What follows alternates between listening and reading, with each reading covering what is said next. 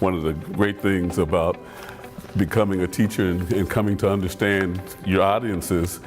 You don't come out to an audience like this and read a history paper that I would normally do, say, with the American Historical Association meeting, the Organization of American Historians, even the Texas State Historical Association. We sort of read to each other.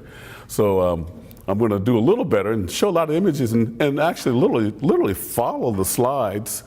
And they are connected, and so you'll see a theme in them. But let me say, first of all, I am intimidated. Telling the two ladies that if the audience had been bigger, I wouldn't be able to get all my words out, because I would be so real bashful and shy, because I'm bashful and shy naturally. But I also told them I'd tell them a joke about small audiences. Ministers and preachers, they go to each other's churches all of the time. Anyway, down in Mississippi, this preacher was known for just turning the place out whenever he would go someplace to be the guest minister. So he went down to a church, a little small Baptist church in Itabena, Mississippi, for one of his friends. But unfortunately, it rained the day before, and as well as the day of. So he gets there, and there's one person sitting there. And so he says to himself, well, this person showed up. I'm going to give him all I got. So he jumped up and down. He hemmed and hollered. He sung spirituals. He turned the place out for this one person. Okay? At the end, he asked the guy, well, what did you think of what I did today? Since you're the only one here. And he says, well, when my cows come, I feed them, but if only one of them shows up, I don't give it all to them.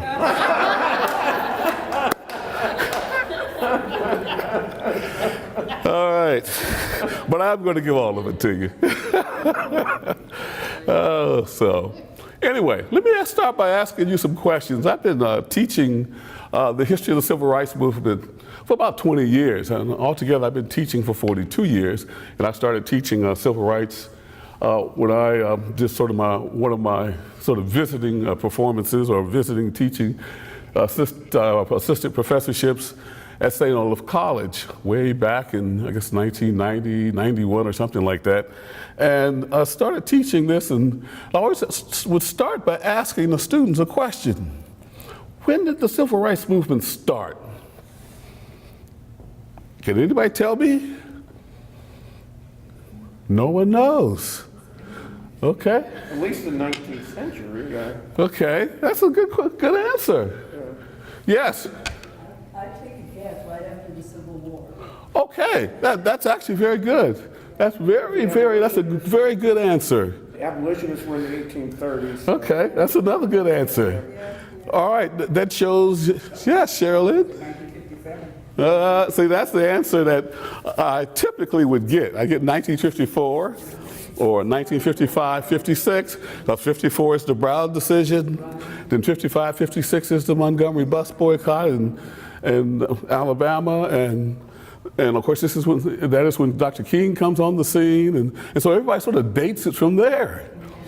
Well, as a historian, I'm into the long civil rights movement. I am indeed. I will go back to the abolitionists. I will go back to the 19th century and look at what happened again prior to the Civil War and right after the Civil War. So good. This is a good start.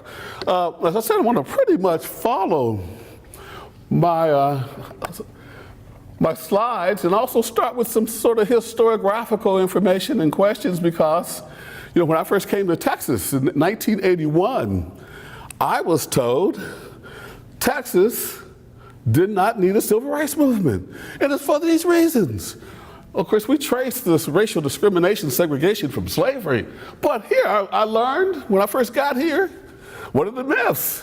Slavery was not important in Texas. Of course, we know that's a myth. Then, of course, also said, that, again, Texas did not need a civil rights movement, that Texas is more Western than Southern. You associate Texas with cattle drives, cowboys, and the Dallas Cowboys, not with segregation, racial discrimination, all these things that we, of course, associate with the Old South, Mississippi, and Alabama, and Georgia. Of course, we know, though, Texas indeed is a part of that Old South. It's just a little later in terms of how it started. Then, of course, we learned that there was no need for any demonstrations or race riots because white elites, white businessmen, the Dallas Citizens Council in particular, and they had the same type of group in San Antonio, El Paso, and then Houston. They would come together with responsible Negro leadership, you see that term, and negotiate desegregation so that black folks didn't have to get out in the streets and picket and boycott and raise hell like they did in Montgomery, Alabama, and New Orleans, Greensboro, North Carolina, Charleston, South Carolina, and so on. So, we learned about the so-called Dallas way. And so as a result, with number 5 then, there's no need for a civil rights movement. There were no race riots. Again, all these are myths. Keep that in mind when we talk about this historiographically. Now, we historians, we divide the movement into 2 aspects or 2 phases: the legal action phase and the direct action phase. You see all these court cases here. 3 of them, of course, are directly related to Texas. All right, you see the 3 in red. They're directly related to Texas, and I'll talk about them in the course of this presentation. Then in addition, we look at the direct action phase. Again, that Montgomery bus boycott that I talked about earlier. All right.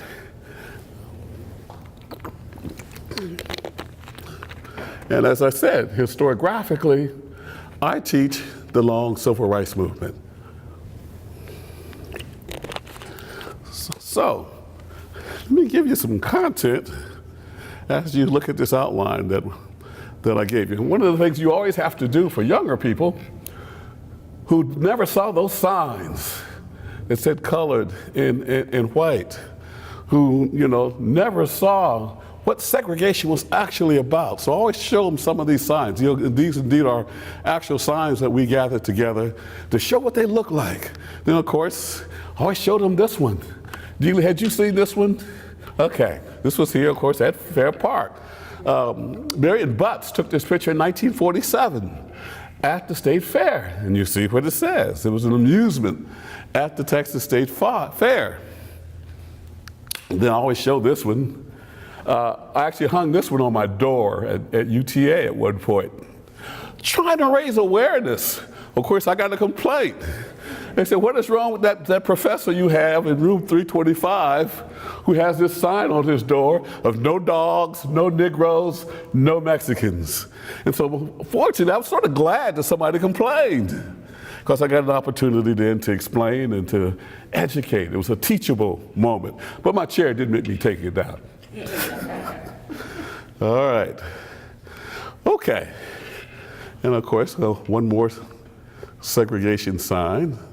Again, I do this part to show my students what it used to be like. And of course, the attack on African Americans in popular culture with the pickaninnies, and again, these were used to advertise various products, as you can see. And of course, they distorted the image of African Americans in this country. And of course, this is one of my favorites. I used to love the Song of the South that was on Walt Disney every Sunday. And again, this is Joe Chandler Harris and Uncle Remus stories with Bruh Fox and Bruh Rabbit, Bruh Bear. All right, who can read that? Anybody? It's the ruination of this country. The spelling book in nigger hand. Yeah. Man, he loses a plow hand. Take a bar, I stave and fling most sense in her. Oh my God. Uh-huh. Who was those books written for? Popular culture for children, yes. Yes. All right. So I could beat them and give them more sense. Yes. Hit them upside the head with a barrel stave. And again, lift the veil of ignorance with one barrel stave. Okay, you're good. None of the students in my classes can read this. I wanted to say one thing. I don't want to act so surprised. I'm old enough that I remember stuff, so I don't want to act so sanctimonious that it's all new to me. I remember. Okay. All right. Okay. So again, lynchings. In the early 20th century, as you see, Texas finished third in terms of the number of people who were lynched in the state.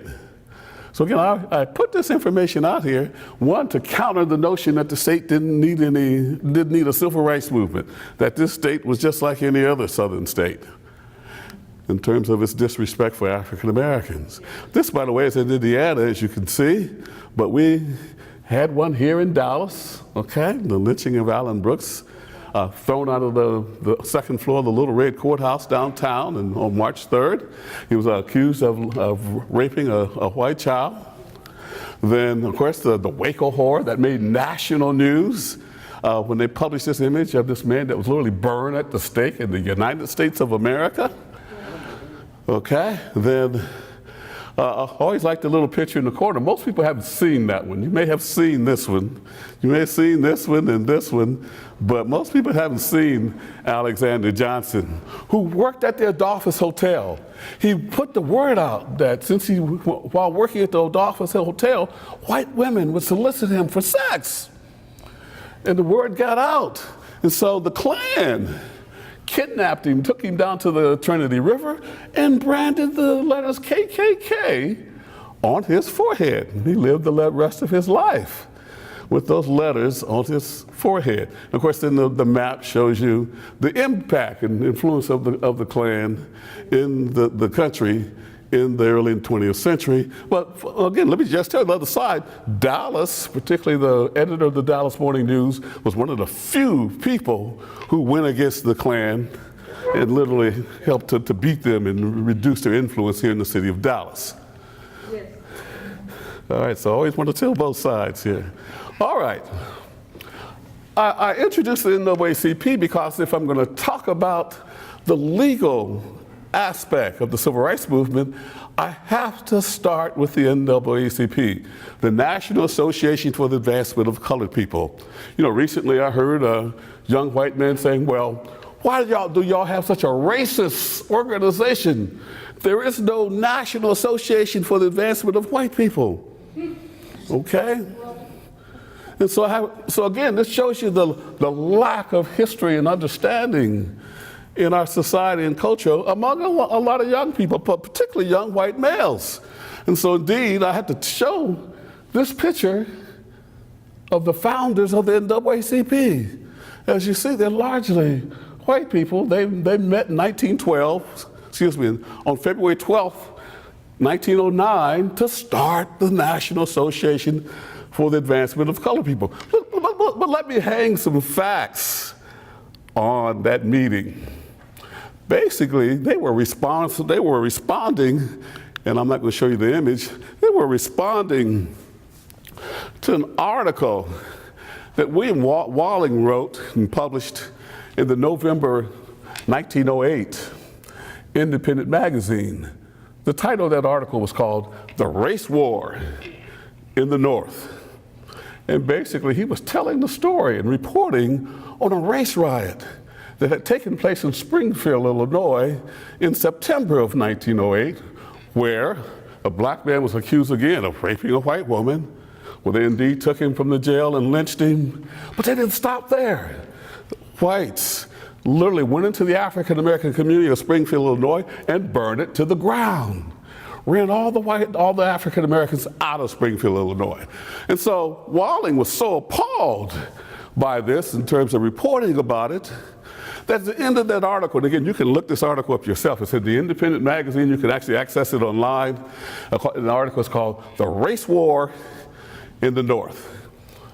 So Walling was so appalled by it that at the end of the article, he issued a call for all fair-thinking people to come together and do something about these atrocities, to do something about this racial violence and hatred that was permeating the country. Mary White Ovington, a social worker in New York, responded and wrote to him and said, "Let's meet on Lincoln's birthday in 1909 to begin to address racism and the race question in our country.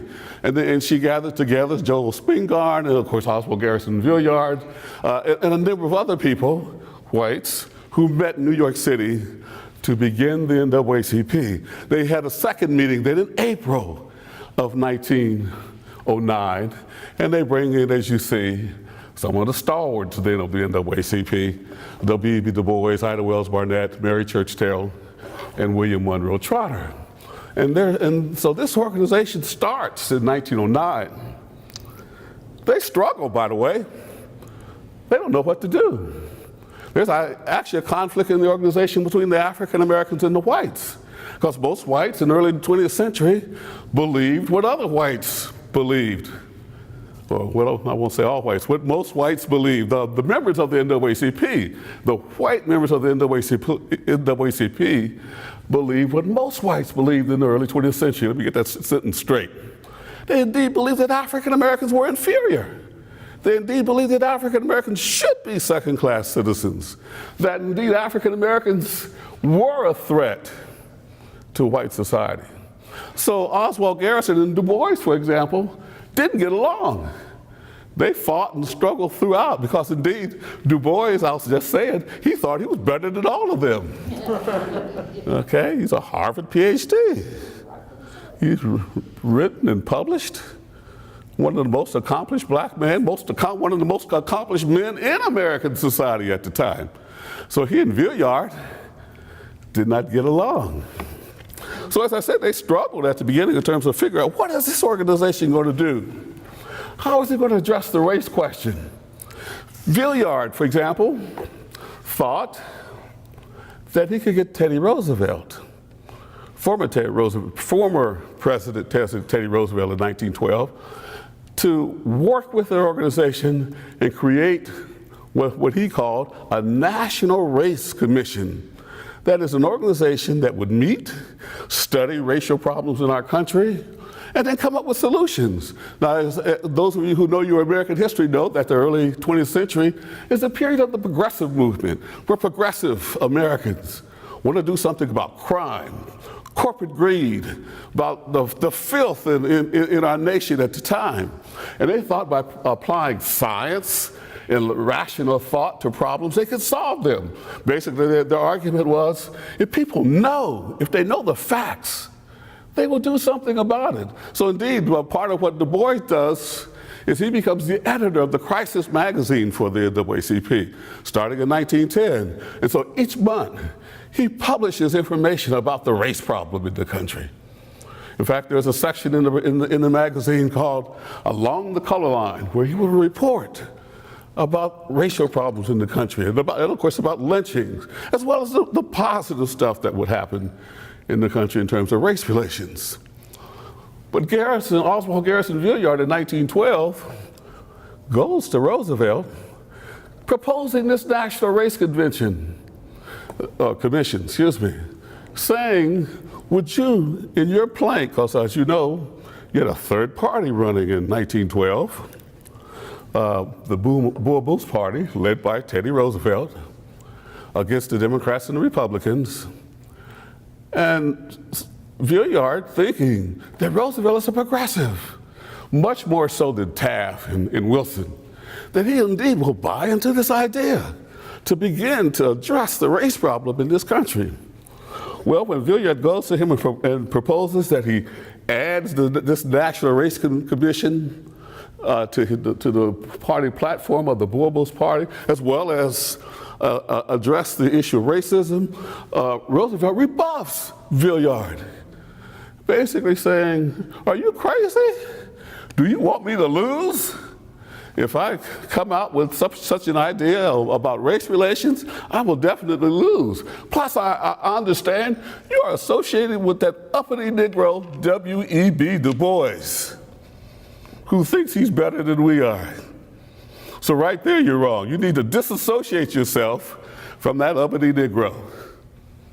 And so, of course, Roosevelt, as I said, rebuffs Villiard, and one of the results of that was African Americans voted in substantial numbers in 1912 for Democrats. For Democrats. They helped Woodrow Wilson to win, mainly because in the crisis, Du Bois and Villard write editorials criticizing Roosevelt and especially criticizing William Howard Taft, the incumbent, because he had traveled across the South, came here to Texas, advocating creating a lily white Republican Party. That is, they wanted to get rid of the Negroes. Basically, the argument was, as long as the Republicans in the South, sounds familiar, as long as the Republicans in the South have Negroes, they will never win an election. So Taft says, if you want to win in the South, get rid of those Negroes. So he supports the faction of the party called the Lily Whites against the black and tans. And as I said then, African Americans for the first time, not a majority now, keep that in mind, because you're still a race traitor in 1912 if you vote for a Democrat. It sounds crazy, doesn't it? Given what we're looking at today. But I may not have time to explain the flip in the 1930s. But in the early 20th century, the Democrats are the race baiters. The Democrats are the segregationists. The Democrats are the haters. The Democrats are the lynchers. The Democrats are indeed the party that no black person in his sane or in his right mind would vote for. So Woodrow Wilson gets African American support in 1912. Now, as you see, the NAACP has a lot of success in Texas. You see, when the first chapters were organized, starting in 1914 in El Paso. I'm going to show you the guy who organized it later on. But you see something else. You see that by 1921, the NAACP is almost gone, literally run out of the state. And I'll show you why. Some of you probably heard this story about John Shillelagh, who came here in 1919, representing the NAACP, and they kicked his butt in Austin. Let that set in a minute.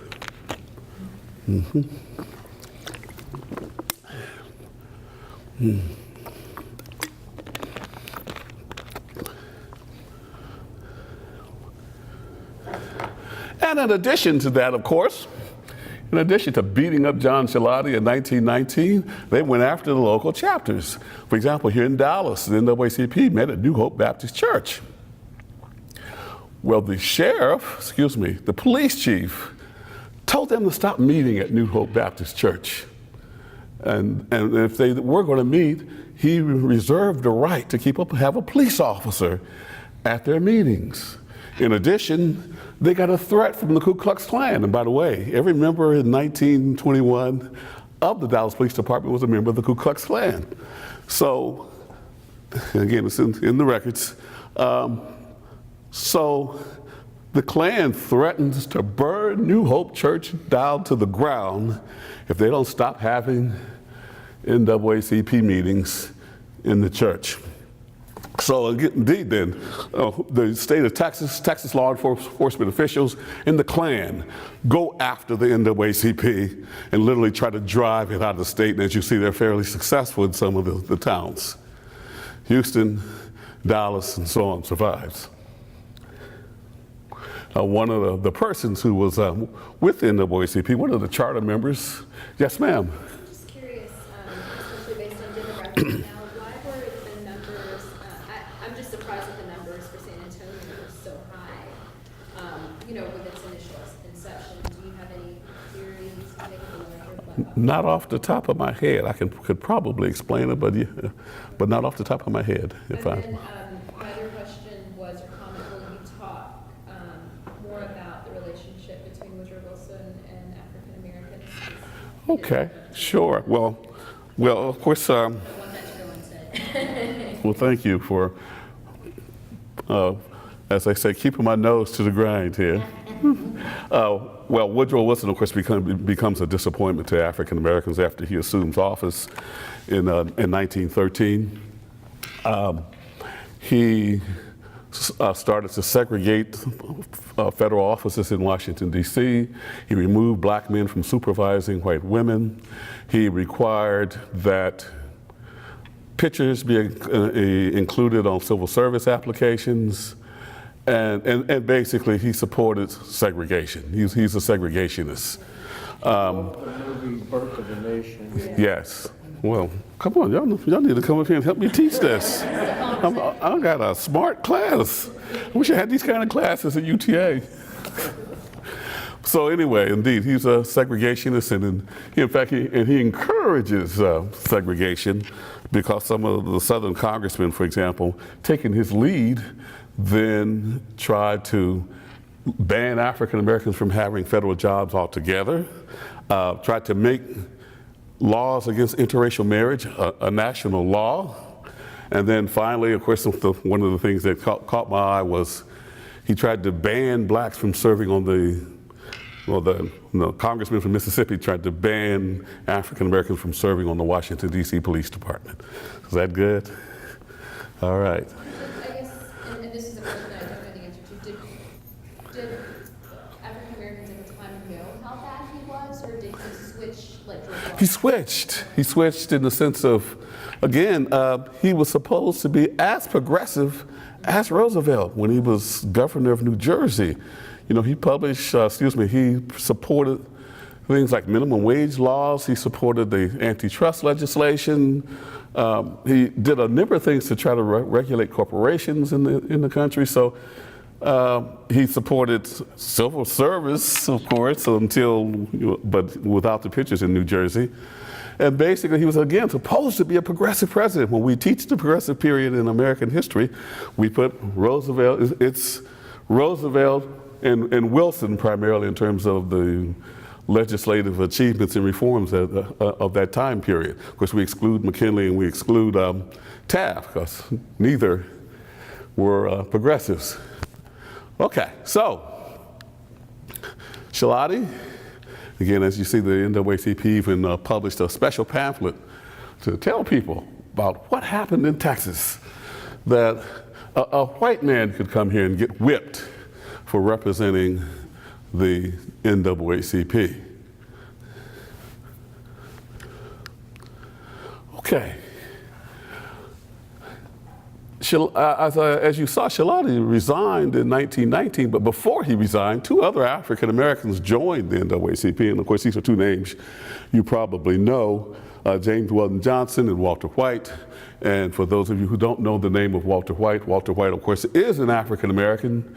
We always tease and say he was an honorary Negro, but in actuality, he was a Negro.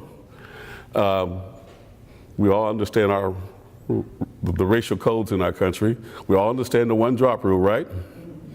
Who doesn't understand the one-drop rule? Don't be shy if you don't, because you need to know if you're going to understand American history. Well, my sister did a 23andMe, and she was 1% Jewish, so maybe I'm Jewish. Okay, you're Jewish. You're right. One drop. But of course, it normally only applies, though, if it's one drop of African, you're way down the 164th African American, then you're African American. So you can visibly be a white man and still be an African American. And so these two individuals indeed then take over the leadership of the NAACP. They investigate lynchings. They promote a anti-lynching bill in Congress, which gets through the House 3 times between 1919 and 1922, but fails in the Senate both times. As I said, Walter White used his color to go into the South and to investigate lynchings. They're joined by many Jewish Americans who, as a result of the Leo Frank case, and I'll let you look that one up, began to support and fund the NAACP in some of its efforts. And they finally find what they can do. They start taking these cases. The United States versus Gwynn, of course, was a case that they filed a friend of the court brief to strike down the Oklahoma grandfather clause. Everybody understand what the grandfather clause is. I'm going to come back to that. Then, of course, They do a test case in 1916, 1917 that's directly related to what's happening here in Dallas, a residential segregation case. Basically, the city of Louisville passed a zoning law which zoned African Americans to only where they could live in the city of Louisville, Kentucky. And of course, in 1916, here in Dallas, the city council passed a zoning law which said that African Americans could not live in the same blocks as whites. And so this case then strikes down the Dallas zoning law as well as the one in Louisville and other places in the South. And of course, what do they resort to then? Crosses on the law. That's one, but in terms of law, since you can't do it, since the city government can't pass laws that zone black people out of certain neighborhoods. State company. Red line.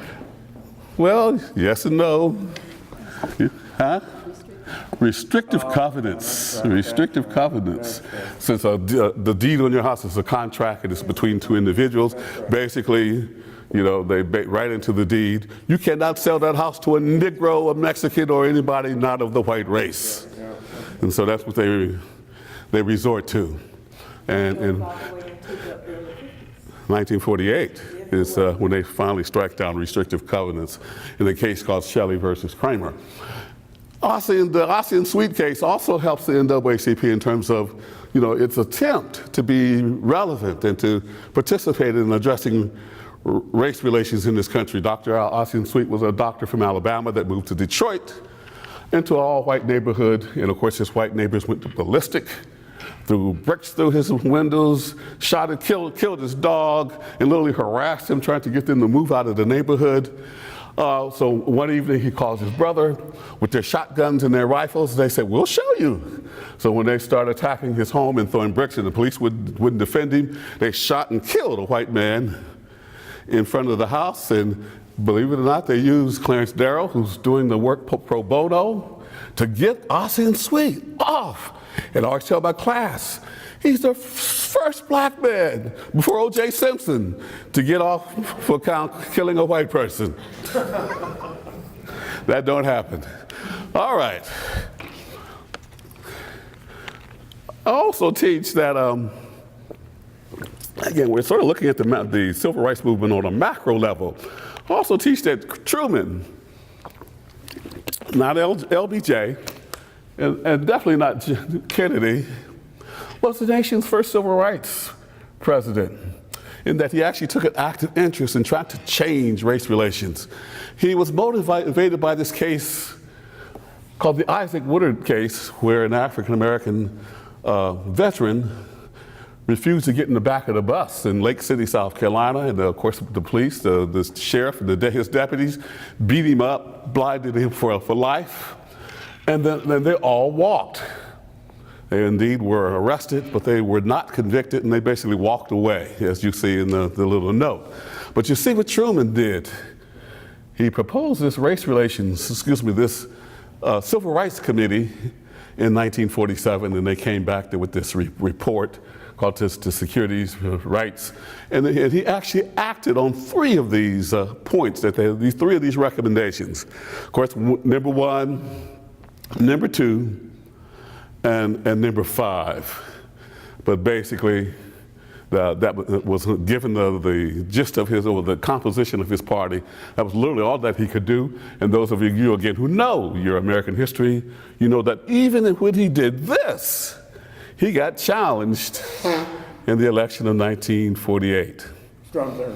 Yes. I told you, you need to come up here and join me. I'm from South Carolina. Yes. I know the whole drill. Yes. Strom Thurmond formed the Dixiecrat Party and challenged Truman, and everybody thought he would lose because they felt this Thurmond would take the South.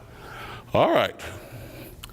Now, this is a very important individual in American legal history and American history in general, because he's the one who sort of sets the tone for the NAACP's legal strategy starting in the 1930s. As I say, they indeed take control of the legal phase of the civil rights movement by beginning to take cases to undermine the legal foundation of segregation.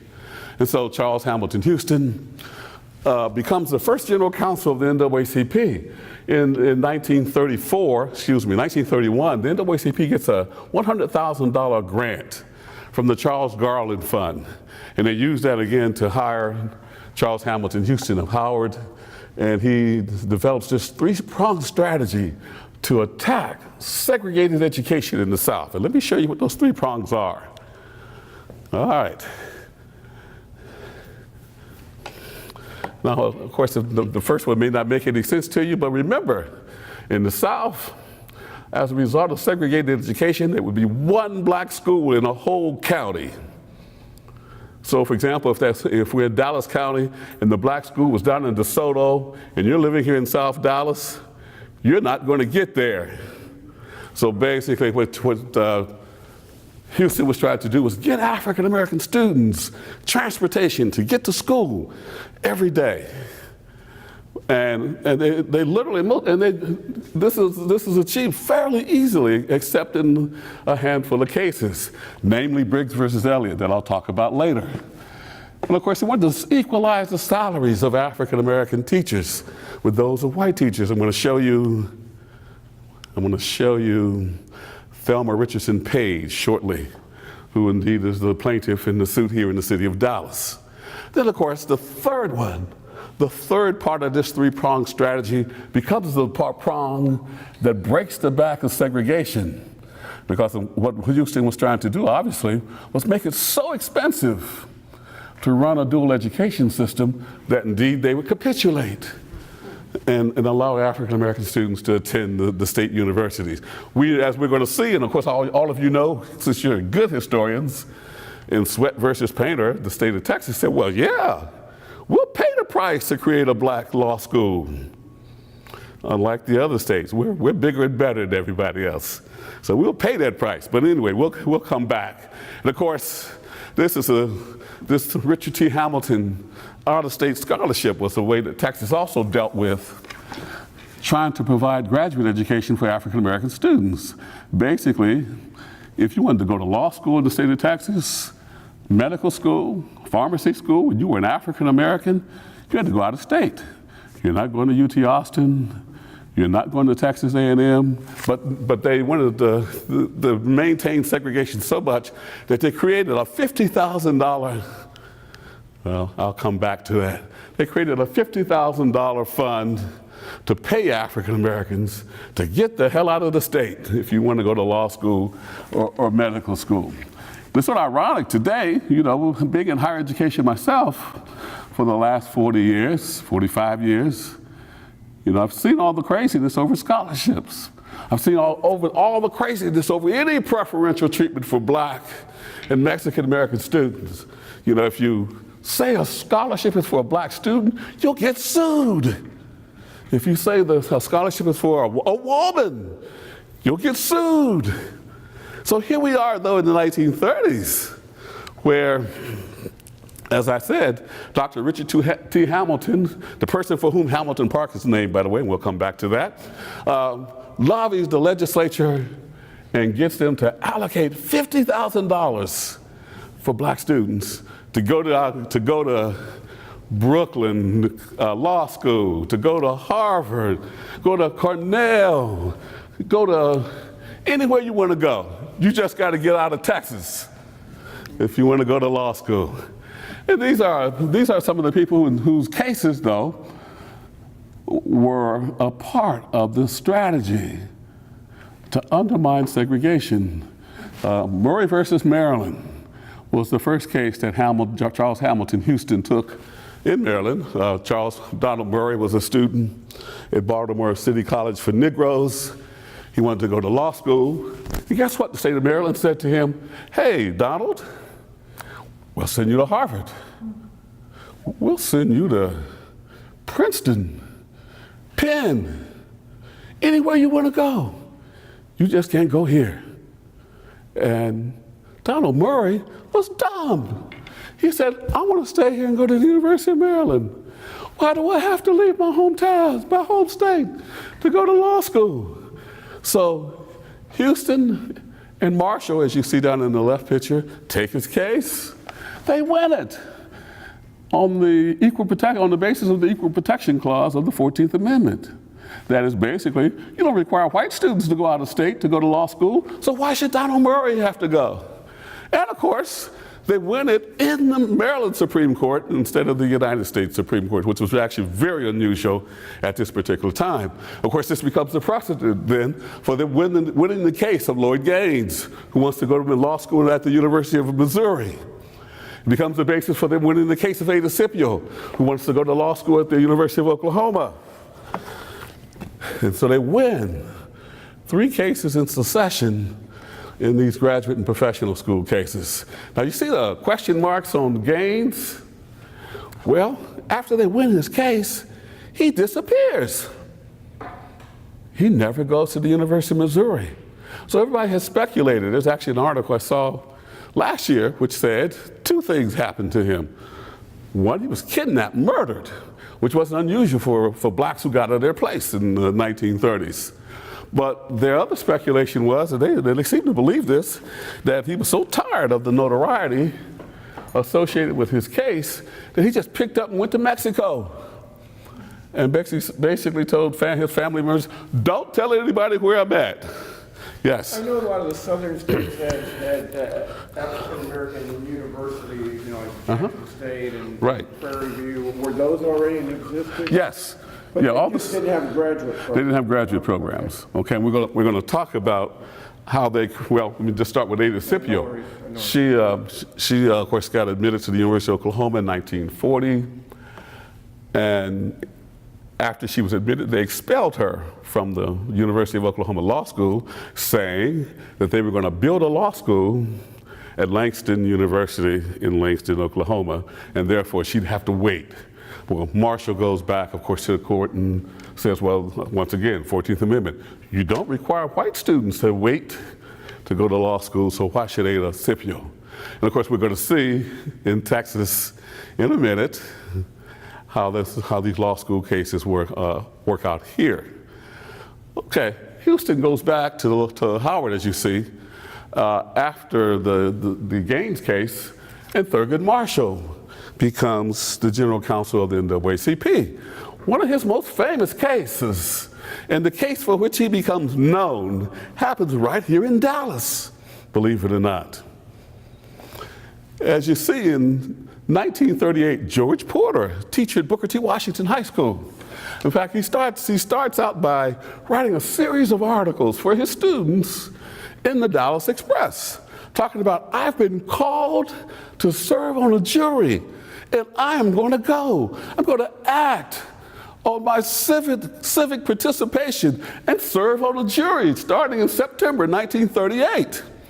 Of course, those of you who know the story know that he went down there and unlike what all the other African Americans did, because basically the rule was, if you're African American, you cannot serve on a jury in Dallas County or Tarrant County or any county in the state of Texas. So basically, if you were called as a registered voter, you would go down and excuse yourself. Basically show up and say, I don't want to serve. And they let you go home. Isn't that nice? Well, George Porter didn't do it. He sat all day. He comes back the next day, like we jury folks have to do. Finally, 4 white men said, we've had enough of this end. Who does he think he is? They take him and pick him up, assault him, and toss him out the front of down those hard concrete steps of the Little Red Courthouse downtown. They injure him permanently, by the way. He doesn't die until 1952, if I think that's right. But he's injured permanently for life, for being brave, for standing up against racism and discrimination. The local authorities do nothing. No one's prosecuted for assault. So they bring in Thurgood Marshall. He flies in on his white horse and takes Porter's case. And as you see, it makes national news. It's in the Defender, it's in the Baltimore Afro-American, where Marshall comes to Dallas in October 1938 to take George Porter's case. And guess what? something amazing happens, something that hadn't happened ever. Now, I'm joking and I'm stretching the truth here, but basically, something happens that we can't even get done today. Marshall gets the U.S. attorney to prosecute the 4 white men. They go to jail in federal prison in Leavenworth for violating Porter's civil rights, not assault, for violating his civil rights. And they get 4-year sentences at Leavenworth Federal Prison. Imagine that. First time ever, white men are prosecuted and sent to jail for assaulting a black man. Think about the ripple effect. Think what that does to the Dallas NAACP. It indeed gets people to join. Here's the scholarship art I wanted to show you earlier. But anyway, the NAACP is able to play on this victory, use it to recruit, so that the Dallas branch of the NAACP becomes the second largest in the state. And of course, this is, again, just a $50,000 scholarship that followed the Gaines decision as Texas was literally trying to get ready with some money to send these uppity Negroes who want to be lawyers and doctors out of the state. But anyway, going on, Heber Marion Sweatt. You all heard of the case of Sweatt versus Painter, so I probably don't have to go into a lot of detail. As I said, he, of course, he applied to the University of Texas Law School in 1946. They rejected his application because he's an African American. Unlike the other states, though, which capitulated. Again, we saw Oklahoma, we saw Kansas, not Kansas, Maryland, and Missouri capitulate and allow African American students to go to the law schools in their flagship universities. Not Texas. They decide to create a law school for Negroes down in Houston. They take Harris County College for Negroes down in Houston. They give it about $200, I guess it's about $500,000 to start it. They rename it TSUN. Anybody know what that stands for? Texas State University for Negroes? Yes.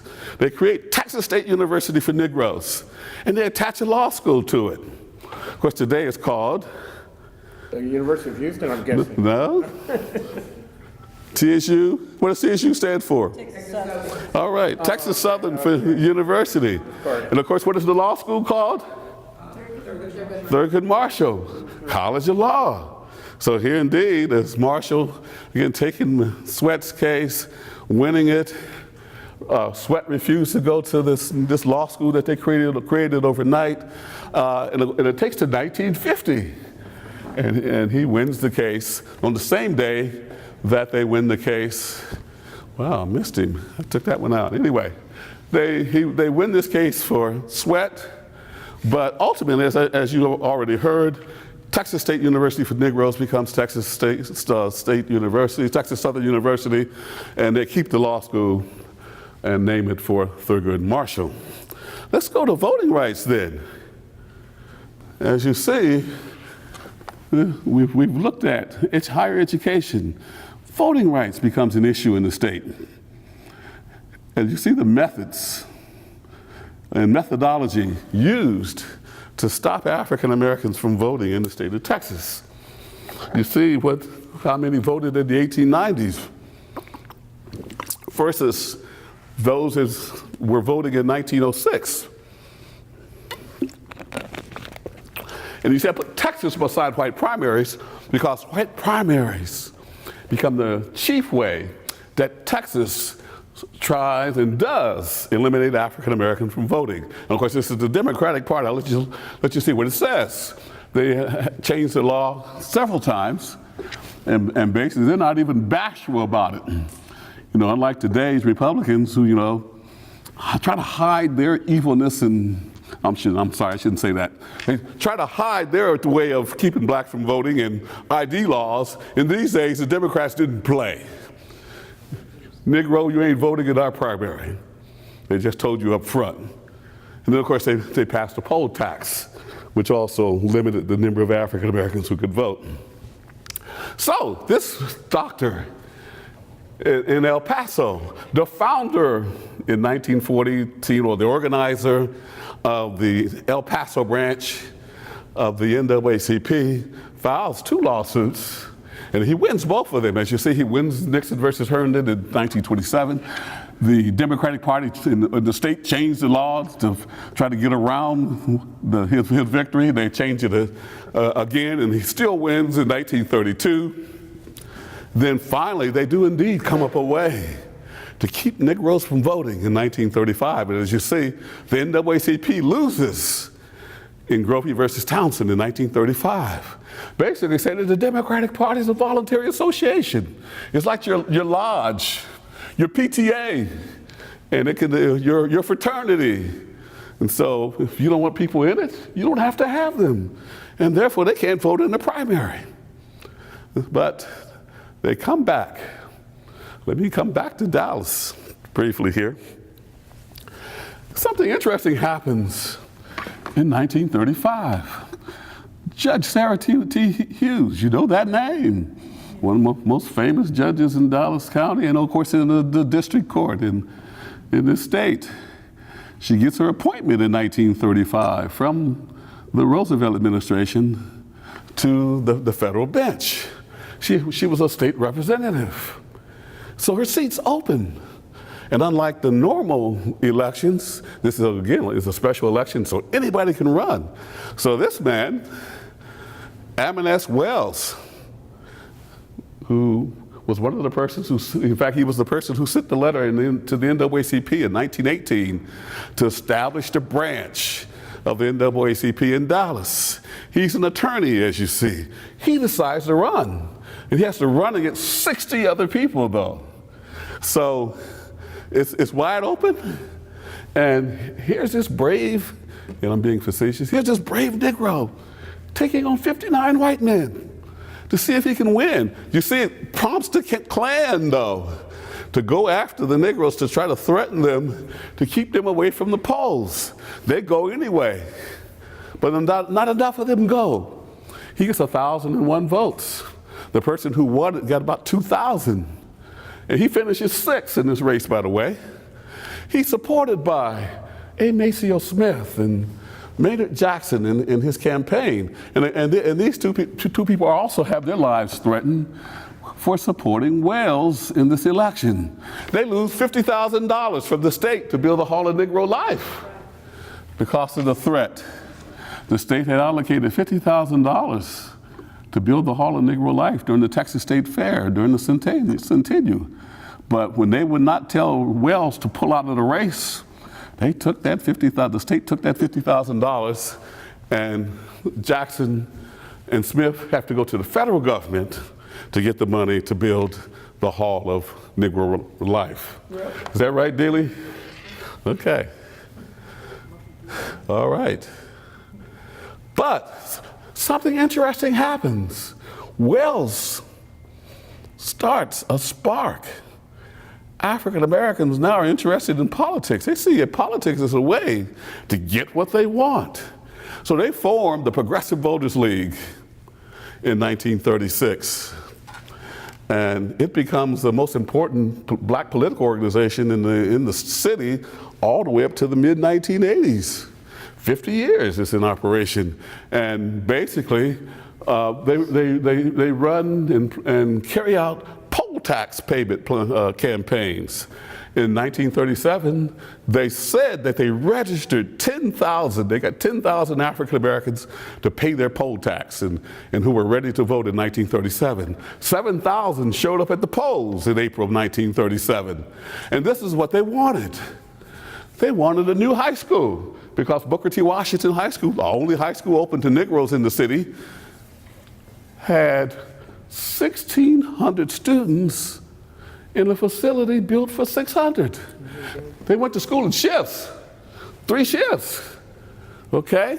One of the guys I'm going to show you later on, when I talked to him back in 2010, he said, you know, I was one of those students who had to go to Booker T. Washington in shifts.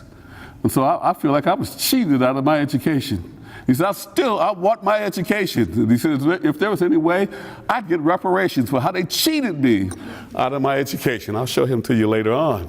But anyway, so they needed a new high school. And so by going to the polls and supporting a white political association, civic association called the Forward Dallas Association, and helping them to win the majority of the council seats, they got Lincoln High School, built in 1939. Your alma mater. There's a building behind that building that is the Lincoln. The old Lincoln. I'm sorry. I'm glad you pointed that out. I'm glad you pointed that out. Now that building also, but that building was also the achievement of blacks coalescing and trying to work in the city as well. We went through a lot to get that building too. So that building Where is is that 1982. located in Dallas? Where is that? It's on the corner of Elsie Faye Higgins, which is Hackett Street, and Malcolm X. Oh, okay. So, Okay. yeah, that's 1982, and then there's a building behind Yeah, it. I'm sorry. I'm going to change my slide. I wasn't thinking when I pulled that up. You know how you're just sort of engrossed in what you're doing, so anything works. But no, I'm going to change that one. Then of course they wanted a new housing. As we're going to see, housing is a major problem in this city, starting with the Depression, because all these people come into Dallas from Louisiana, from the rural areas of Texas, and from Oklahoma. And there's no place for them to stay. So they built shanties down on the Trinity River, and it's a mess. It's unsanitary, and it's just crazy on the Trinity River because of housing segregation in the city of Dallas. So basically, by helping the Forward Dallas Association to win, they get a housing project that's still over there, right? Roseland Homes. Where is that? Washington Avenue. It's Okay. Washington Avenue, just south of Central Expressway area. Okay, it's east of Central Expressway. I walked by it a couple of weeks ago, and there's a plaque on there that says President of Franklin D. Roosevelt, and all the Yes. that plaque's still there. So Okay. Yes, all right. Munger Avenue Baptist Church is over there. Yes. there's actually a plaque there if you go. Come on, I told you I need y'all up here helping me. And the new Starbucks. Yes. New Starbucks. Sir, your passion is so awesome that it's bringing this out of us. You're bringing it It's me bringing it out. Okay, I'll take that credit. Thank you. Thank you. Yeah. All right, now, you see the third point, the third thing that they wanted, well, of course, city jobs, which they got, and as clerks and city services and street cleaning and garbage collecting and so on. But the fourth thing that they wanted was blacks on the police force. Okay? And the city council actually voted for it in September of 1937, 7-2. It didn't happen though. The Dallas Pioneer Association, the Ku Klux Klan, all came out of the woodwork because basically they understood, like as we understand today, the power of who's wearing that badge. So the Dallas Pioneer Association and the Ku Klux Klan have a rally at City Hall, the old City Hall. 10,000 people turn out saying, we don't want Negroes on the police force. So the city council meets again and votes unanimously not to appoint African Americans to the police force in 1939. All right, so you see when they do, it takes another 10 years to make that happen in 1947, and these are the first two who were appointed at that time. Okay, one of the, since I'm going to sort of end my discussion of voting rights by looking at that white primary again. One of the things that happens is, as you saw, in Grovey versus Townsend, they lost. And the Democratic Party was able to maintain its white primary and keep African Americans from participating. But between 1935 and 1942, a special case occurs in Louisiana called the United States versus Classic, in which they basically ruled that anybody doing public business, like holding primaries, cannot claim to be a private organization. And so indeed then, when these guys with Thurgood Marshall present, go before the Supreme Court in 1943, they are able to convince the Supreme Court to overturn the white primary in Texas. This is one of the most important cases. This is one of the most important cases in American history in the South, because it becomes the precedent that strikes down the white primary in Georgia, Alabama, South Carolina, Florida, Mississippi. So it just reverberates across the South and ends the white primaries throughout the South. And it starts right here. It starts, again, you see Dr. Smith is from Houston, but it's these three guys from Dallas, along with Thurgood Marshall, who win that case in 1944. So Smith versus Allwright, remember that in terms of voting rights in this country. All right, we're gonna look at some direct action and a couple other things before I wrap up. One of the things that I always try to emphasize too, that women are very important in the civil rights movement. They're the people out doing the organizing, calling people on the phone, getting people to come out to meetings.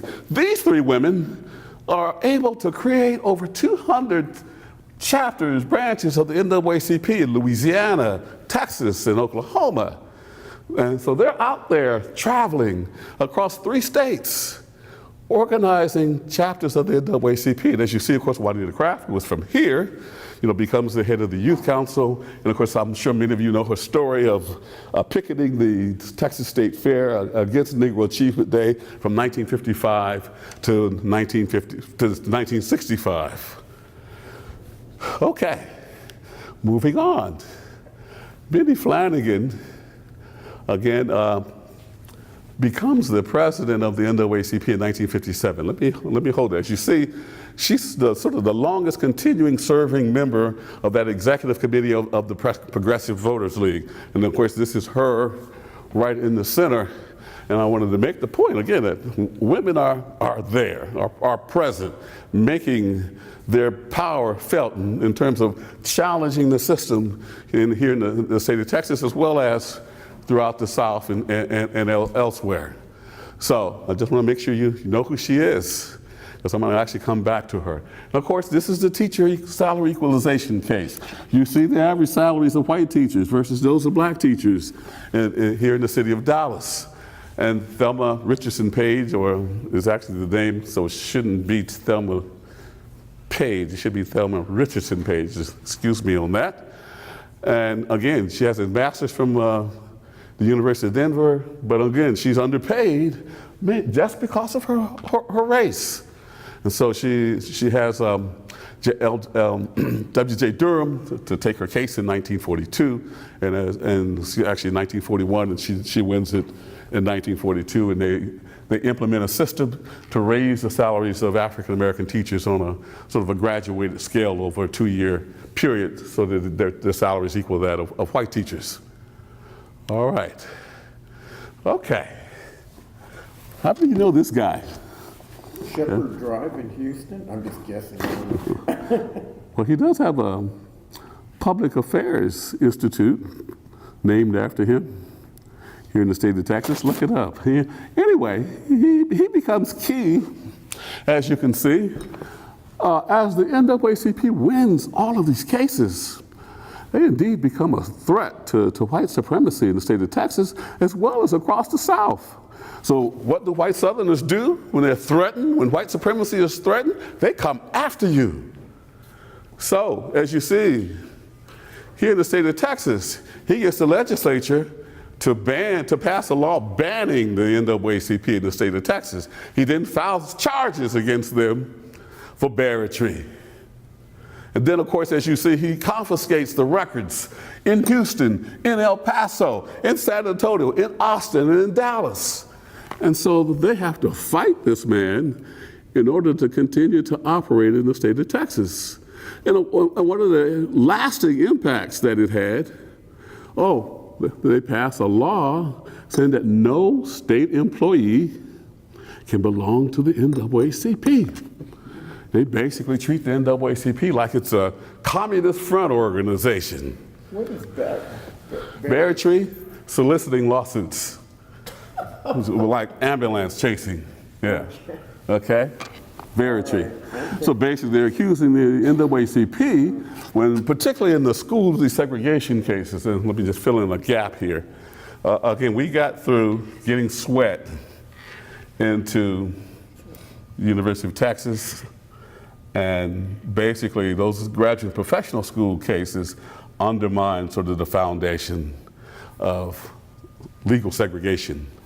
So basically, the NAACP, as we say in history, had been sort of taking an in-run against segregation, segregated education in particular. So now, in the early 50s, they are ready to take on segregated education in public schools. It starts with a case called Briggs versus Elliott. I showed that earlier. The Briggs versus Elliott case, and I'm sorry, I got to back up just a little bit. Bear with me as I explain this.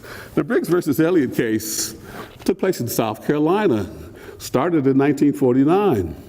Basically, all the people in Clarendon County, Somerton, South Carolina wanted was a bus for their children to get from the black community to the school. They're sort of pressured, and they become more concerned about it. Well, they had bought a bus, but the bus kept breaking down. So they go to the school board, which was run by a superintendent by the name of S.E. Elliott. And basically, they asked him to help them buy a new school bus. He refused. In the interim, the state of Texas built a water reservoir between the African American community and where the students had to go to school. A couple of the students tried to cross the reservoir in a boat. They drowned. And so they go back to the school board, asking again for a bus. And of course, once again, the word was no. So with the support of the NAACP, they filed a lawsuit, the Briggs versus Elliott case. The Briggs family was the first name. It was 20 families that filed the lawsuit, and the Briggs family was the first one on the petition. And so that's why it's called Briggs versus Elliott. And I took something out of this presentation to make it more about Texas than the bigger movement, the macro movement. But anyway, a AME pastor sort of leads the community in this suit, and they of course go after him. They burn his church down. They eventually burn his home down. He of course tries to defend himself and shoots at some night riders that come to his house. The police come after him. He's able to escape to North Carolina, and he eventually ends up in New York City. And he never goes back to South Carolina. And they go after the 20 families. They call in their loans. They kicked him off their sharecropping and tenant farming contracts. They literally try to destroy these 20 families all over a lawsuit. So when they go to court to file it, there's a judge who decides, it's time. In fact, let me take you back. He says it's time for us to stop playing with segregation.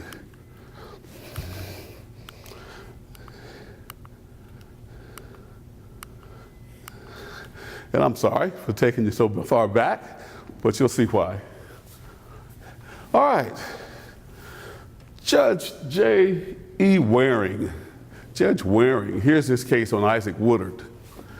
And he's appalled, pissed off that this all-white jury let these officers off for blinding this black veteran. So he indeed then sort of changes. Some say also he was changed because he divorced his wife from Charleston and married a woman from Michigan, whatever that means, who was a liberal. And so he sort of changes his whole stance. He starts ruling in favor of the African American community.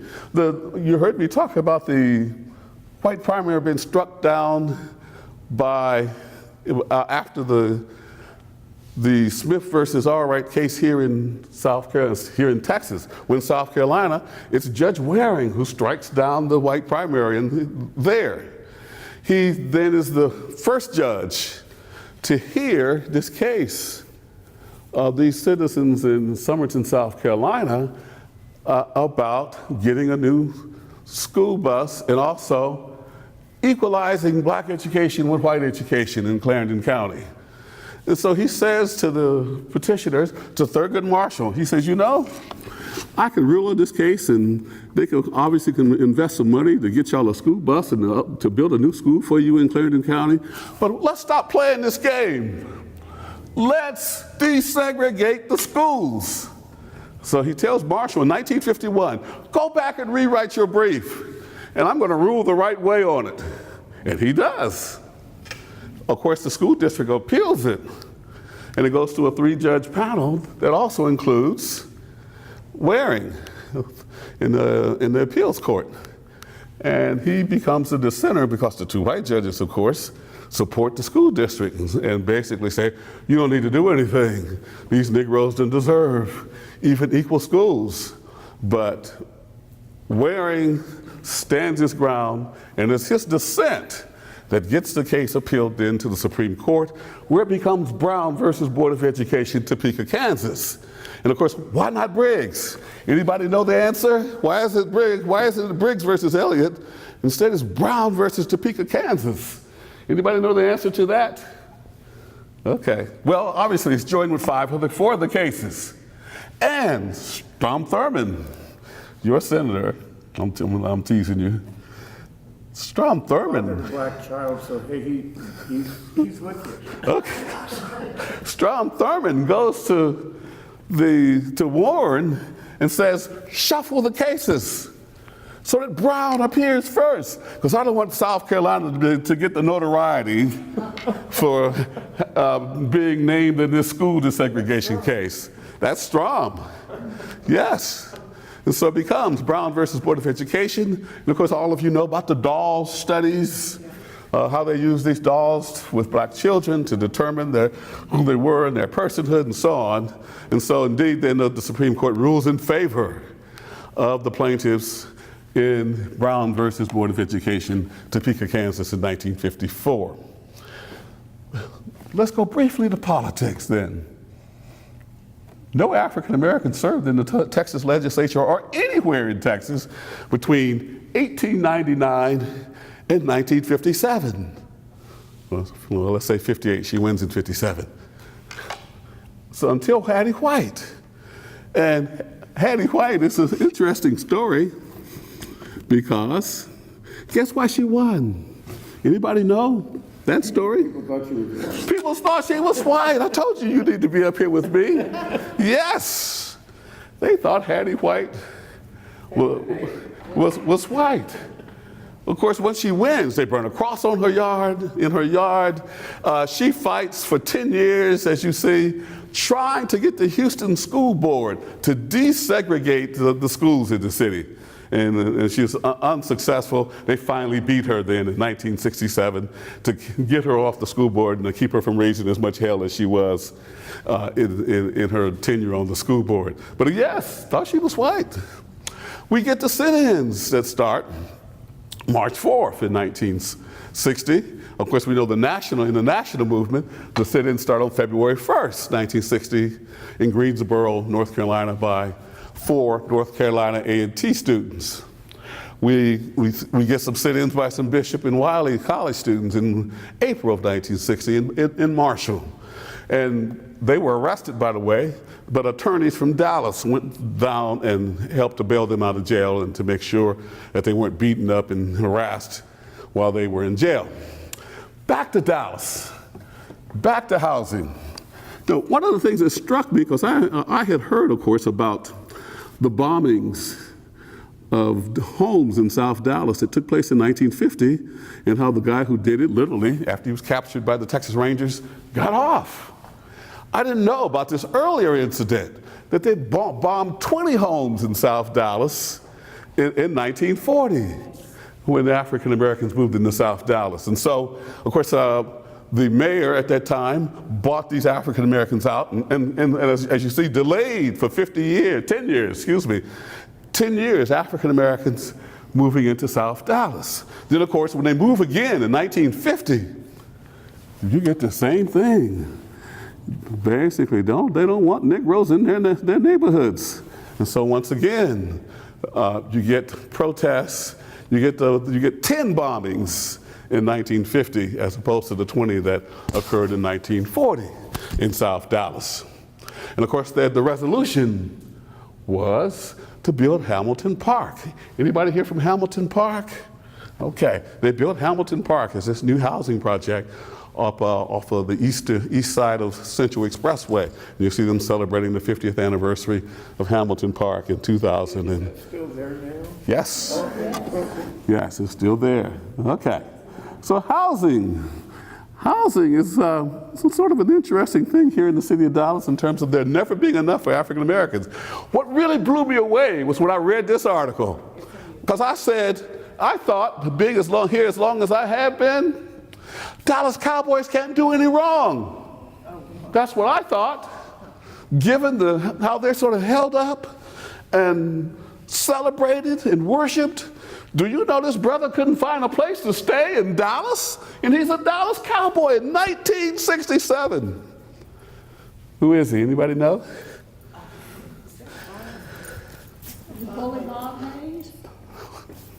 No, I ought to know. I've been a football fan since. Anybody? He's a handsome guy. Okay. Huh? No, Don. I'm giving you a hint. It's a fullback on the 1967 team. Anyway, article in the newspaper that here he is trying to find an apartment to stay in Dallas. There's none that he, given his income, that he could find in the African American neighborhood. But so he goes to the white community, and no way he couldn't get an apartment in Dallas in a white community. So I was shocked by that in 1967. 1967. So here they think they've solved the housing problem in 1953, but good old Don could not get one in 1967, an apartment in 1967. So like I said, I was just shocked that story ran in the newspaper. Because again, he's a Dallas Cowboy. He's a god. He's worshipped. He's part of America's team. Make any sense? Jackie Robinson. and I'm not going to tell you who he is either. Anyway, all right. School desegregation here in Dallas. My son went to Atwell Middle School, by the way, and I didn't know the history of this guy at the time that he went there in the late 1980s. Then, of course, when I found out, I said, oh my goodness, this is who they name schools after. Anyway, you can't see the bottom there. In 1954, let me just give you the background. Again, this is history. In 1954, of course, they didn't desegregate schools anywhere. It took another 2 years to actually begin the process. So the first black students who tried to enter white schools here in Dallas tried in 1956. They ended up having to file a lawsuit. Another lawsuit, they already won a lawsuit that says that the school should be desegregated, and of course a follow-up that said it with all deliberate speed. Dallas said, The school board, W.T. White, said, no Negroes in white schools. Of course, they go to this guy, and he let them delay and play these games. He said, come up with a plan. They came up with several plans. The salt and pepper plan, you heard of that one. It's down here. Unfortunately, my slide is a little too low. It says, the salt and pepper plan, we're going to get to the stair-step one, but you have the salt and pepper plan, and you have the legacy plan down here. It was the salt and pepper plan was the first, legacy was second, then they settle on the stair-step plan to desegregate the schools in Dallas. Well, salt and pepper plan was, Light and dark skin? No. If a black student wants to go to a white school, a white student has to agree to go to a black school. Well, there you go. The salt and pepper. I would have never figured that out. So guess how many white students decided to go to black schools? Thousands of them. Yeah. Okay. That was my second. That didn't work. obviously. So then they came up with the legacy plan, which is just as crazy. If a black student wants to go to a white school, he or she has to have had a brother or sister who went to a white school. Which was not. Yeah. Make sense? How many? Okay. But here's the kicker. This is the one they finally implemented.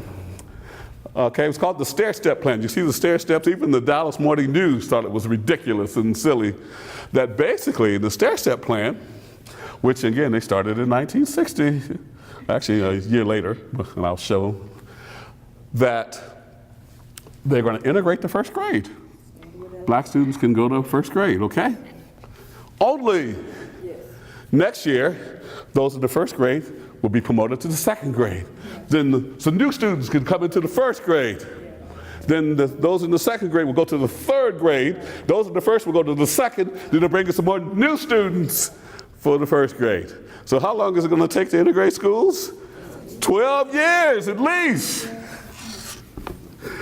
So fortunately, it was thrown out in a 1970 case where they had to start all over again in terms of figuring out a way to integrate the schools. And this is an article that when they actually started that process, they started the stair-step program in 1961, integrating the first grade. How many of you seen Dallas at the Crossroads? No? Okay, good. Okay. Well, I want to encourage all of you. I started to show it, but it was a little too dense and slow. And as you see, I'm moving fast and sweating. So you can go to YouTube and just put in Dallas at the Crossroads, and you'll see what the Dallas Citizens Council did to try to get African Americans and whites, well, mainly whites, ready for school integration in 1961. It's, again, a film that they had made, narrated by Walter Cronkite, called Dallas at the Crossroads, mainly to address what they thought would be violent and crazy when it came to school desegregation, because they already had seen the other examples of Little Rock, New Orleans, and other places where white parents came out and spit on black students and harassed them and cursed them and called them names. So they indeed tried to nip it in the bud here in Dallas. Okay, this is the case that was filed in 1971, excuse me, actually it was 1970, to begin the process of ending Dallas's dual school system. And they formed the Tri-Ethnic Committee and so on. Okay, this was a protest in 1965, actually concurrent with the Selma to Montgomery to march. Selma to Montgomery march. Politics. Politics. As you see, after Ammon S. Wells ran for the state legislature in 1935, no other African American ran until Maynard Jackson ran in 1944 for the school board. However, his running for office caused such a stir in the city, and he got so many threats on his life, that calling and harassing his family, that he leaves the next year and moves to Atlanta. But you see who ran thereafter, and basically all of them lost. Basically, since the city had at-large election system for both the school board and the city council, only thing you could win was the state legislature. Then, of course, you get L.A. Bedford. L.A. Bedford is the Booker T. Washington graduate who, as I said, had to go on the shift system to school, and he also went to Brooklyn Law School after he graduated from Prairie View to attend law school on that $50,000 scholarship. Texas State paid for it. Then, of course, these are the first two African Americans to win elective office, and you see the date. It takes all the way to 1967 before an African American can win an elective office in Dallas City and Dallas County. All right, then finally, I'm going to wrap up with the 14-1 single-member district lawsuit, okay? That changed everything. And of course, this was the map that was drawn at that time in 1990. And then, of course, this is the first city council that was elected after the 14-1 plan was implemented. Okay, let me stop. Questions? Questions? All right. Yes. Wondering those. Uh-huh. And I was a little bit too young to know that much about what was going on in the 50s and 60s. But I remember later hearing people that Dallas did not have the problems with the riots, the marches, the whatever that were going on in other parts of the country. Because, you kind of alluded to it, the white male leaders sort of placated the black community. Right. And that there were no strong black leaders in Dallas who were, like going to be activists in the Martin Luther King Jr. Sure. role, until later in the 60s and 70s and beyond. And again, my question is, was that the case? I mean, that's why, I was told there wasn't that kind of violence or even peaceful protest where people were dragged out by the police and arrested and no bus boycotts or anything like that. Sure. Okay, that's partially right.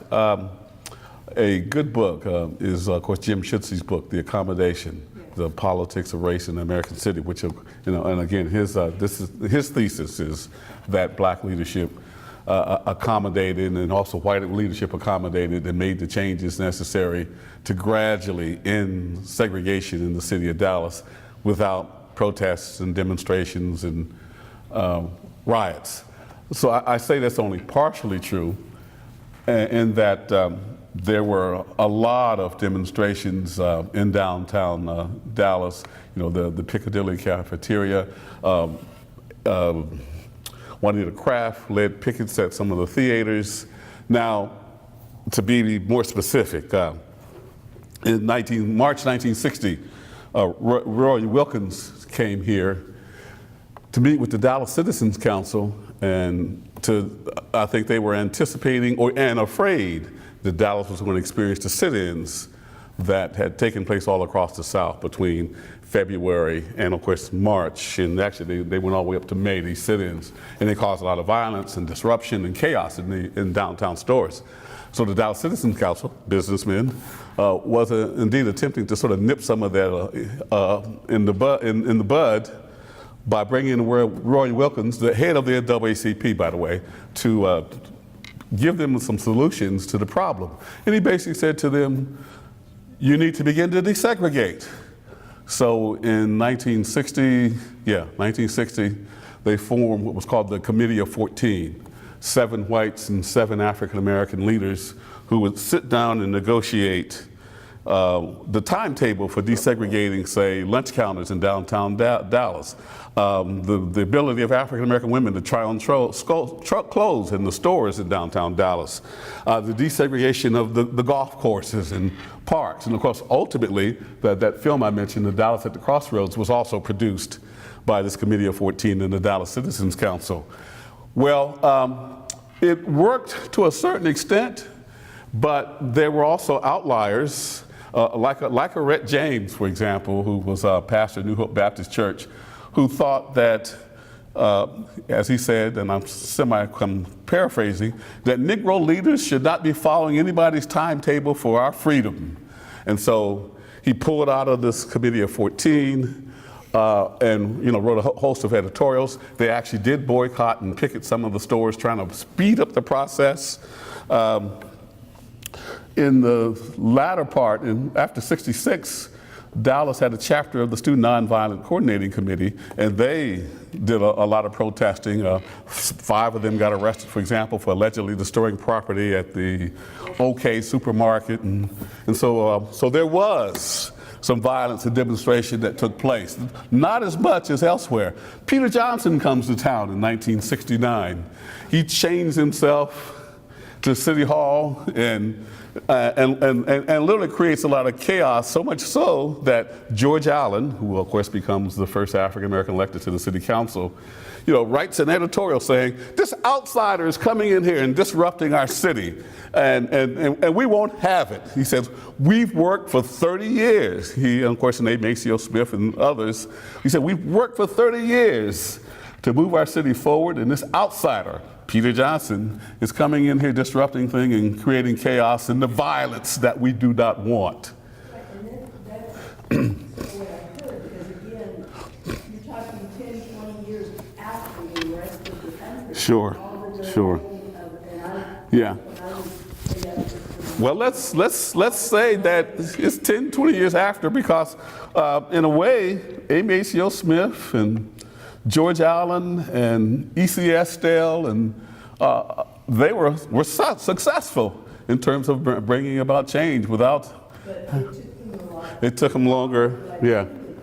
Okay. Like with all the delays and desegregation. Sure. I mean, that's when I was in public school in the Yeah. 50s and 60s. And let me interject about, of course. Or Texas was way behind the rest of the country. Yeah. But let me interject too that what happens for, let's say, school desegregation, since they drew the process out so long, by the mid 70s, late 70s, you can't find any white students to integrate with. So, go ahead. First, as a comment, the Dallas Museum of History and whatever that doesn't do that well, they should get you on as a consultant to redo the exhibits, because you could probably generate the visitors they don't have. Because this is so much. What museum is that? It's the one in the Old Red Courthouse. It doesn't do that well, but you should get involved with that, because you could really. I'm retired. My question is. Okay. I drove back from South Carolina over Christmas, and I stopped in Jackson and I stopped in Montgomery, and they had, where Rosa Parks got on the bus, there's a historic marker, and at the Greyhound bus station there's a historic marker.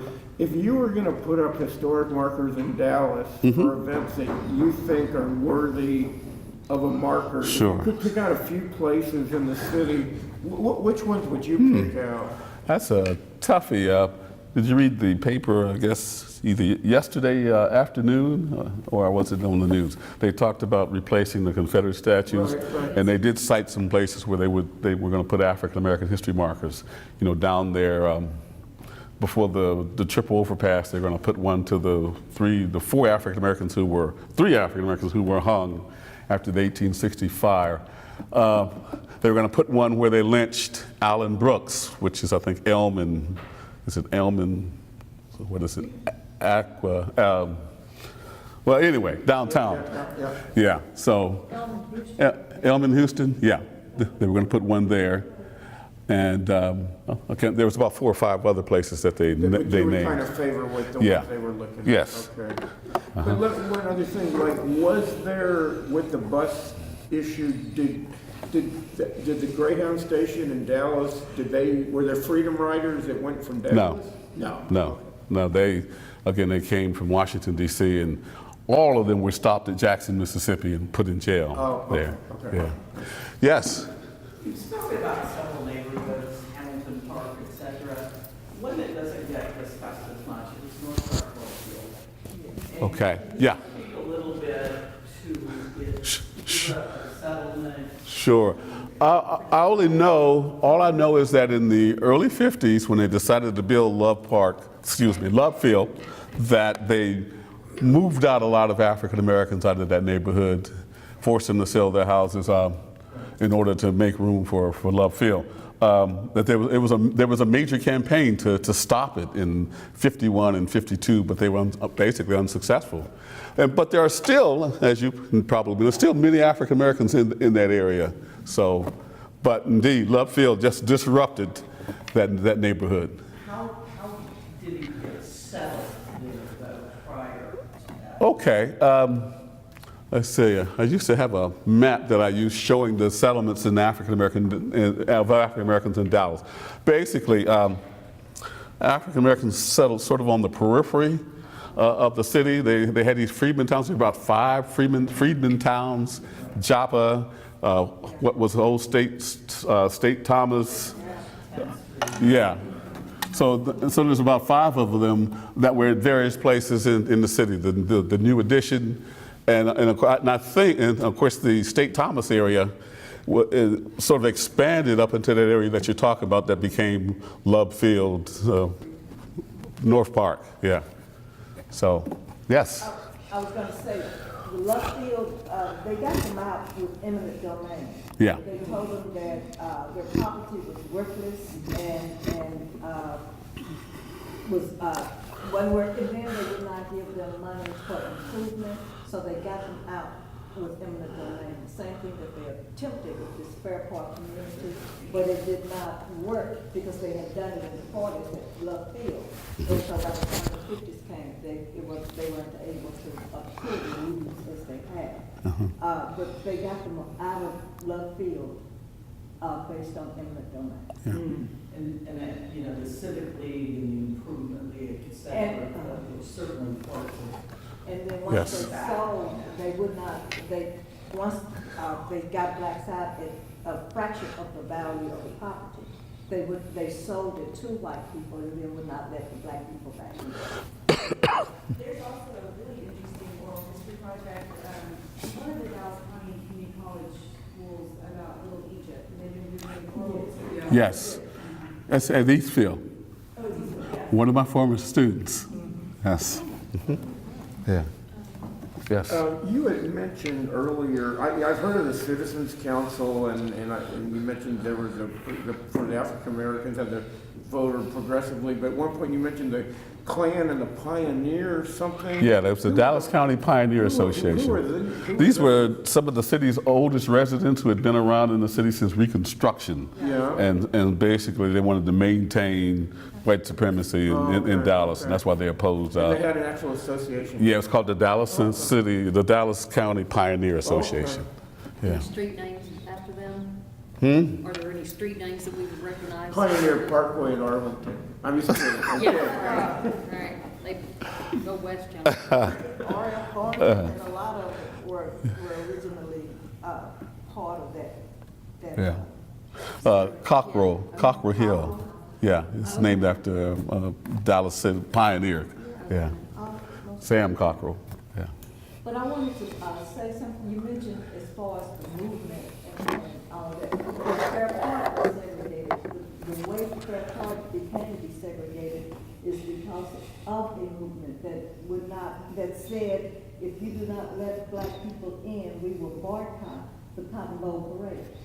And because Dallas is so image conscious, it did not want that. That was, again, I'm not exactly sure what it was, but I went to State Fair as a child in the 1950s. And They had one day called color black bathrooms and, They had one day called color. And that's what I'm saying. It seems like everything can be labeled Dallas if there were not strong black leaders. Because Dallas is so image conscious, it would not go where the thing happens. I guess I would like to say that there weren't strong leaders. I just think that also there was a movement to suppress a lot of voices. Yeah. I think Dallas has always been a city of suppression. That's right. I think. My- And it still is. My dad has the answer. It's all about the money. Yeah. Montgomery, Alabama, or any other city where there were. I think that it's different. Even Dallas has Dallas has a different history with lynchings than a lot of cities. Dallas has a different history of what slavery was, even like different from the Deep South. I guess the thing that I want to do too is like move us to now.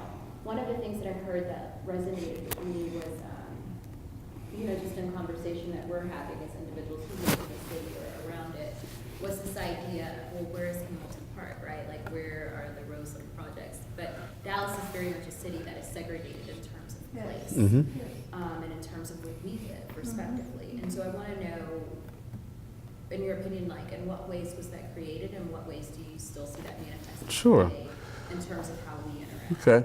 Obviously, you heard me talk about housing segregation, that, with the example of South Dallas, where when African Americans came, of course, basically whites moved out, and of course they protected certain neighborhoods, like in communities, Highland Park, what's that, East Dallas, have basically been protected either, of course, through deliberate segregation or by just the property rates in those areas. And so, and of course, the propaganda surrounding certain neighborhoods. When I first moved here 30 years ago, I was told that you don't want to live in South Dallas. Okay. And actually, I was telling people I was living in South Dallas because when I first came here, I didn't know the neighborhoods. I was actually in South Oak Cliff. But someone asked me, where do you? I said, I live in South Dallas. They said, what? I said, yeah, well, why? And they said, well, you don't want to live there, all the crime, the housing isn't that good, and on and on and on. And of course, I've been coming over here to South Dallas ever since I've been here. I've never had any problem, so I don't even know what they're talking about. But I guess my point is, the images, in fact, I was just looking at this, I was thinking about adding this slide. When I first got here, the month after I got here, D Magazine published an issue that said, "The Forgotten Man," had an African American on the cover, and guess what they were talking about? African Americans in South Dallas, presenting this image that it's economically depressed, that people here have lower standards of living, and on and on. So again, the images of where black people live versus where white people live, literally discourages people from going from one neighborhood to another. So again, it's deliberate. Yes, it is. Yeah. Yes, sir. You started out talking about, you asked the question, when did the civil rights movement begin? Uh-huh. And my question is, when did the civil rights movement end? Okay. And the reason I asked that question is because I am involved in the reparations movement. I'm a member of the Coalition of Blacks for Reparations in America. Uh-huh. And we consider that the oldest movement of African people in America. Sure. And so my question is, like I said, when did it end? Between the civil rights movement and the reparations? Okay. Ironically, I'm in the process of writing a blog for the Sixth Floor Museum saying, "The Day the Civil Rights Movement Ended" is the title of it. And I'm playing off of the death and assassination of Martin Luther King, April 4th, 1968. And I give 2 or 3 reasons why I sort of picked that date. Of course, I go back to '66 during the March Against Freedom with Dr. King and Stokely Carmichael, where he gives the Black Power speech. I go back, obviously, to April 4th, 1967, when he comes out against the war at Riverside Baptist Church in Harlem. I cite his book that he publishes in 1967, Where Do We Go From Here, Chaos or Community, that he was saying at that time that the struggle for civil rights literally needs to take the next step and become a struggle for human rights. So I'm being half facetious about marking a date and time frame for the end of the civil rights movement as April 4th, 1968, but I'm also being serious in the sense of having lived through it and seeing some of the things that happened after Martin Luther King, and in fact around his death, in terms of how African Americans were moving away from integration, let's say, and moving toward Black nationalism and Pan-Africanism and other sort of self-determination movements, that I think I'm on solid ground by saying it's indeed 66, 67, 68 when the movement literally ends and starts in a new direction. Does that help? Well, yeah, that helps. But like I said, I consider the reparations movement the oldest movement. Okay. And when you think about, you said it kind of like started Uh-huh. But we actually, demanded 40 acres, like I said, self-determination. Sure. At that point in time, so the lines were blurred to me. What is not reparations a civil right? Yes. I'm aware of it. Who is it, Lily Hose or Fanny Hose? My face is black is true. Okay, who starts what, 1918? Okay, so I understand, but of course, as you pointed out, there had been movements in the late 19th century for reparations for those former African Americans who were enslaved to be compensated for all of that free work that they did in the South, and I'm aware of that too. But I guess what I'm saying is, it doesn't become the mainstream of the movement until when was Cobra started? Okay, so, and I know Congressman, is it Dellums or Conyers had started in the 70s with his bill that he presented every year for reparations. So, but as I said, you and I are probably the only ones that know about the reparation movements in this room, and you know. Okay. So a handful of us in here know. Okay. and the history of it, how far back it goes. So that's why I say it's not sort of a mainstream part of the civil rights movement. The lady's name was Callie House. Okay. Yeah. Does Peter Johnson still live? Yes. Saw him last week. Yes. Told a great story. He was talking about the idea of nonviolence. There was a movie, some of you anybody see the movie Malcolm X, The Lost Tapes? No? Anyway, Peter Johnson was on this panel and told this great story about Stokely Carmichael coming to Louisiana. Of course, he's from Louisiana and came here, as I said earlier, in 1969. And he talked about inviting Stokely to this little town just outside of Baton Rouge. And the word got out that Stokely was coming, so the Klan and some of the white terrorist groups planned to get him. We're going to shoot him. So he said to Peter, I need a gun. Damn this nonviolence, get me a gun. And Peter says, well, I don't have a gun, man, I'm in SCLC. We don't carry guns.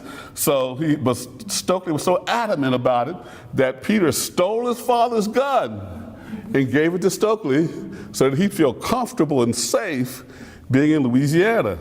And so then he takes off with it. He leaves Louisiana with it, and his father, he said he goes home the next Christmas, and his father is giving his brother hell over this gun because he thought he had taken it. So Peter had to admit, I took it and I gave it to Stokely Carmichael because he was afraid to be here. And so he says, his father said, well, get it back from him. So he couldn't get it immediately because Stokely was in South Africa at this time, in the process of getting ready to marry Miriam Makeba, but he catches him by phone, and Stokely comes and says, we're going to get married in Washington, D.C.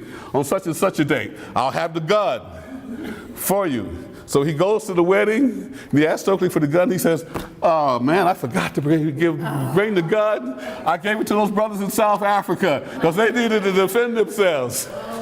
So that's a great story that Peter told about his father's gun. Yes. I have a quick question and then one longer question. What was the name of the Dallas Cowboy that was in the picture? Don Perkins. Oh, Don Perkins.